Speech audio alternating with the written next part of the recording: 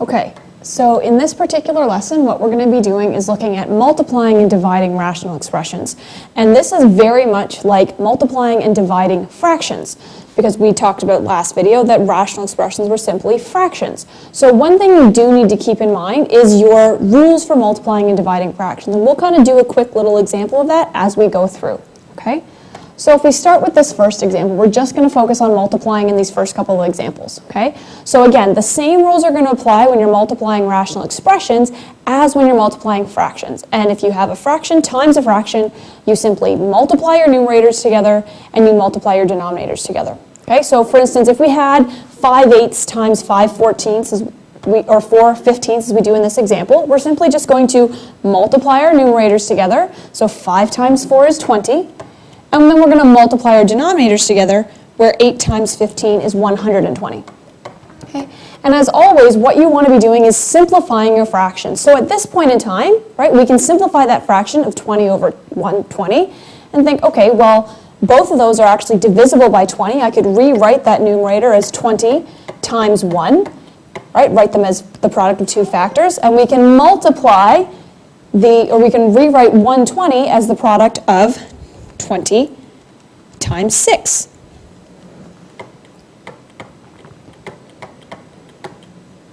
Okay? And when we do that, we can then realize, okay, well, 20 is the common factor, and we canceled, and our simplified version is simply 1/6. Okay? The same thing's going to happen with rational expressions. So here what we have is 4x squared over 3xy times y squared over 8x. So again, it's multiplying fractions. We multiply our numerators. So 4x squared times y squared will be 4x squared y squared. And we multiply our denominators. So 3xy times 8x, so our numbers get multiplied together. So 3 times 8 makes 24. The x's get multiplied together, so x times x makes x squared, and then the y is still remaining. And once again, like we did in our previous lesson, we are going to simplify as well as state any non-permissible values. So again, our non-permissible values occur with values that cause a division by 0. So in this case, if x were to equal 0, we will be dividing by 0. The same thing as if y were equal to 0, because we're looking at those values in the denominator here, and if either of these values were 0, the whole denominator would be 0. So we state our non-permissible values. But once again, we can go back and simplify. And we can realize that both numerator and denominator are divisible by 4. Right, so I can rewrite that number 4 as 4 times 1. Okay? And I can write in the denominator 24 as 4 times 6. Okay? The x squareds, right, we can actually see are going to cancel right away. And our y squared in the numerator, well, one of those y's can get canceled as well. So what we see is the 4's cancel, the x squareds cancel, and the y in the denominator cancels with one of the y's in the numerator, leaving me within the numerator just a single y times 1, so we can just write that as y, and in the denominator, 6. Okay? And then that's simplified at this point in time. Okay? So obviously this is going to get a little bit more complex as our rational expressions become more complex. And in this situation, we always have the same kind of strategies. The first thing you're going to do, always, always, always, is factor. Right? Factor, factor, factor. The second you get an expression that you need to simplify through multiplication, division, addition, subtraction, whatever the case may be, you want to factor it so that you can state your non-permissible values. Okay, so that's our kind of first couple steps here. Okay, so the first thing we're doing is we're factoring. From our factored form, we can then state our non-permissible values. Okay, then we can perform the operations. Okay?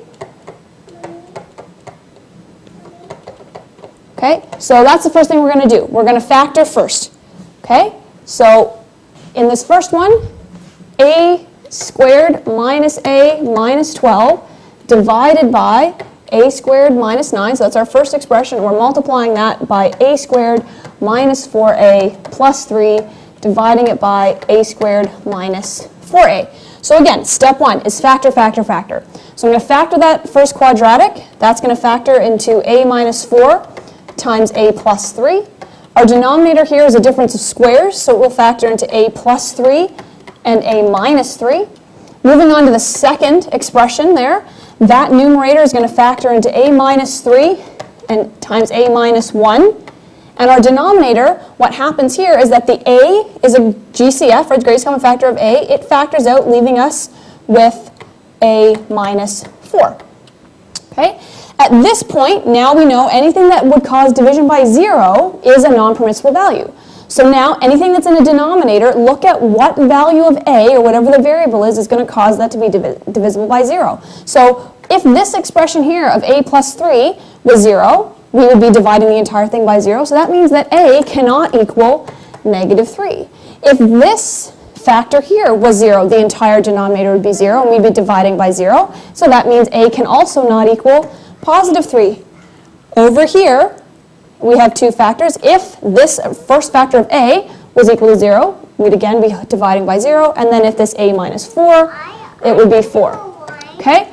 So our non-permissible values are negative 3, 3, 0, and 4. Now, what we can do is either multiply it all together. So in this case, we would multiply our numerators together. So we've got a minus 4 times a plus 3 times a minus 3 times a minus 1 all over a plus 3 times a minus 3 times a minus 4. Okay? And then at this point, you can start looking for common factors. This is written right now as all factored forms. So we can now look for common factors in numerators and denominators. So a minus 4 is both in the numerator and the denominator. A plus 3 is both in the numerator and the denominator, as is a minus 3. So this entire expression simplifies into just a minus 1 over a. Right, and now that's been simplified. Okay, so we started off, we factored. From our factored form, we stated our non-permissible values of negative 3, 3, 0, and 4. We performed the necessary operation, which was multiplication. Okay, and then we started noticing any common factors that we could simplify. Okay, now with division, again, we're going to follow those same division rules for dividing fractions. So again, our biggest thing when we divide fractions is you keep the first fraction the same, you switch your sign from division to multiplication, and then you flip and you take the reciprocal of the second one. So here, if we have this 5/3 divided by 1/6, what that actually is 5/3 times 6 over 1. Right? So the first fraction remained the same, our division turned into a multiplication, and we took the reciprocal, 1 over 6, and turned it into 6 over 1. Okay, some people would keep this, say, keep, switch, flip, right? So keep the first guy, switch the middle sign from division to multiplication, and then flip the second one. Some people say flip the guy and multiply, right? Whatever works for you, okay? But then ultimately, now that this is a multiplication, we're going to do the same thing we did in the previous one. So multiply your numerators together. 5 times 6 is 30. Multiply your denominators. 3 times 1 is 3. And this should be a simple one, and then this answer is just 10 over 1, or just 10. Okay? So again, with the rational expressions, it's that same method. We're going to keep this original expression of 3x squared over y squared. We're going to turn our division into a multiplication and take the reciprocal of our second fraction, so it's going to turn into y over x. Then we're going to just multiply through. So, but before we do that, we again need to state our non-permissible values. So we should have actually done that right at the beginning. So looking at both fractions individually, our non-permissible values were that y couldn't equal 0. Because in this fraction, the denominator was just a y, as is in this one. So in neither one of those, we don't want y to be 0, because that would cause division by 0. When we flipped and took the reciprocal of the second fraction, that put the x in the denominator, which now adds yet another non-permissible value in that x cannot equal 0 either. Okay? So you state your non-permissible values from the beginning, and then again add any that show up. So now we're good to multiply. So our numerators are now 3x squared times y divided by y squared times x. And again, simplifying this, we see that this x here cancels with one of the x's in the numerator. This y here cancels with one of the y's down here, and we're left with 3x over y. Okay?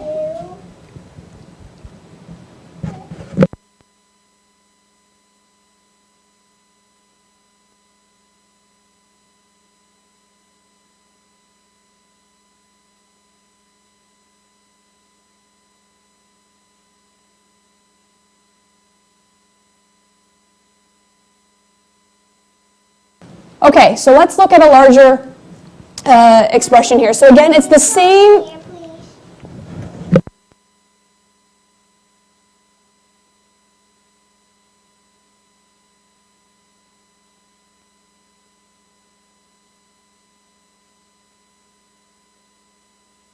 So using this particular example, the same setup happens. Factor, factor, factor. So before we do anything, we are just going to factor each expression so that we can try and find those non-permissible values. So this one here is going to factor. It's a difference of squares again. X plus 2 times x minus 2. And divide by x times x minus 4. Okay? Keep the division for right now. Right? We're going to factor it first, state our non-permissibles, then switch. Okay? So this numerator here of x squared plus x minus 6 is going to turn into x plus 3 and x minus 2. And then down here, the x squared plus x minus 20 will turn into x plus 5 and x minus 4. So at this stage, we'll start listing our non-permissibles. So in the first expression, x cannot equal 0 or 4.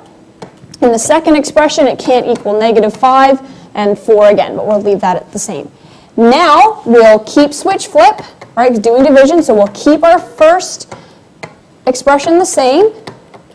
We'll switch to a multiplication, right, and we'll flip the second fraction such that the denominator becomes the numerator and the numerator becomes the denominator, like so.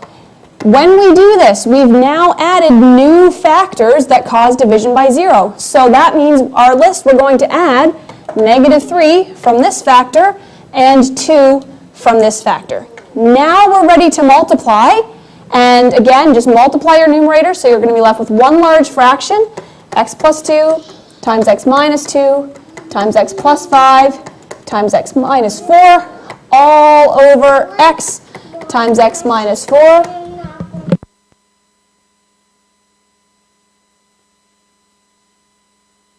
Times x plus 3 times x minus 2. All right, now we can look for common factors in both numerator and denominator. So again, we see that this x minus 2 is in both spots. We see that this x minus 4 is in both numerator and denominator, and that's about it. So what we're left with is just x plus 2 times x plus 5 all over x times x plus 3.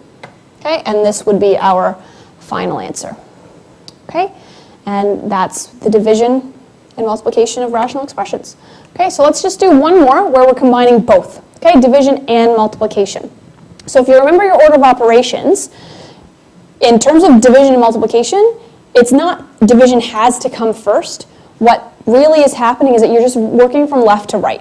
Okay, so again, your first step is still going to be factor. We're going to start by factoring each expressions, state our non-permissible values. We'll do this division first, get a solution, and then do the multiplication. Okay, so by factoring this, we will have to use decomposition since the leading coefficient is not 1. So we would do that a times c, so 2 times negative 15 is negative 30. What two numbers multiply to give me negative 30, but add to give me negative 7. And doing a quick think there.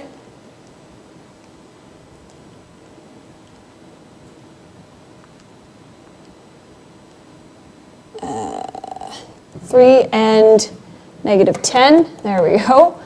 Okay, so we'll break that apart. So 2m squared minus 10m plus 3m minus 15. In the denominator there, we can just factor out a 2m as a GCF, and then we're left with m minus 5 here, okay, divided by, this is a difference of squares, right? 4m squared is a perfect square, as is 9, so this is now going to be 2m plus 3 times 2m minus 3 all over 6, and this 3 minus 2m can just be written as a fraction by putting it over 1. Okay, completing this numerator factoring, we have 2m, m minus 5, plus 3, m minus 5, all over 2m times m minus 5. So all together factored, what we have is m minus 5 times 2m plus 3, all over 2m times m minus 5. and then divided by, but at this point we can then switch this to a multiplication, right? So keep switch flip, so we can switch this to times 2m plus 3 times 2m minus 3 all over 6, right? And then multiply that by 3 minus 2m all over 1, okay? So again, looking at our non-permissible values, okay, so from this first one here, our non-permissible values were that m could not equal 0 or 5. Nothing came from here or here. When we did the flip, however, and I've done the flip incorrectly in my haste, so what I'll need to do is flip that around. My bad. So we'll put the 6 here, and the 2m plus 3 here, and the 2m minus 3 here. All right, so now what we would end up doing is stating that we also have some non-permissible values, which would end up being negative 3 over 2, right, and 3 over 2, right? And again, we just found those by setting those denominators equal to 0 and solving for m. Okay, so now we're starting to simplify this, and you can, at this stage, simplify each expression on its own. For instance, like I can cancel this m minus 5 with this m minus 5 right away, right, because I can see that it's going to end up in both numerator and the denominator. And then what I can see that I have is 2m plus 3 times 6 times 3 minus 2m all over 2m times 2m plus 3 times 2m minus 3 times 1, which I don't really need to write. Right, and again, we can look at common factors here. So both numerator and denominator have a 2m plus 3, so they can cancel. The 3 minus 2m and the 2m minus 3 look so tempting, and what we should realize is that it's just a simple sign switch. So I can leave in my numerator, I'll leave that 6 for now, and then I'll factor out a negative 1. And by doing that, that's going to switch the signs in this factor. So it'll become negative 3 plus 2m. Okay, and by doing that, now what I've done is I've created the exact same factor, right? Negative 3 and a 2m, 2m and a negative 3, it's the same. So now they can cancel, and what I'm left with is negative 6 over 2m, but once again, both of these are divisible by 2, right? I can rewrite negative 6 as 2 times negative 3 and rewrite 2m as 2 times m. And once again, the 2's cancel, and my final expression is simply negative 3 over m. Okay, and then that whole, what seemed like a big mess, simplifies into something nice. Okay, so here are some practice questions for you to look at, as well as the worksheet that you've been given in addition to that.